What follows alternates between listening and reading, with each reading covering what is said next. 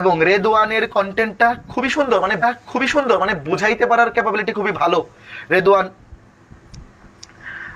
Modern ফিজিক্সের যে time travelling এই ব্যাপারটা নিয়ে ভিডিও বানাইছিল এবং কথা বলা এবং বোঝানোর ধরনটা খুবই ভালো, চমৎকারভাবে বুঝাইতে পারে। তো রেদওয়ান হোসেন, অনেক শুভকামনা থাকলো, তুমি 5ম স্থানে আসো। তোমার প্রাইজ মানি 7,000 টাকা আমরা আগামীকালকে তোমার সাথে যোগাযোগ করে পাঠিয়ে দিব।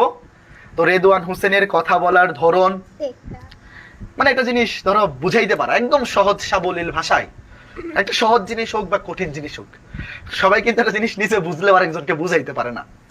তো সেই দিক থেকে রেদওয়ান হোসেন ওর ভিডিওটা যে যখন দেখতেছিলাম প্রথমে মনে হচ্ছিল যে সে কনফিডেন্ট। ধরো একটা ক্লাস যে কোনো একটা কিছুতে প্রথম মুভটা অনেক বেশি ইম্পর্টেন্ট। প্রথম মুভটা দেখে যদি বোঝা যায় যে তুমি কনফিডেন্ট তোমার ক্লাস নিয়ে বা তোমার কন্টেন্ট নিয়ে, তাইলে এটা অনেক বেশি একটা ইম্প্যাক্ট ফেলে বাকি পুরা ভিডিওটাতে। তো রেদওয়ানের ফার্স্ট মুভটা এবং পুরা প্রেজেন্টেশনটা খুবই ভালো ছিল। তো রেদওয়ানের জন্য অনেক শুভকামনা থাকলো।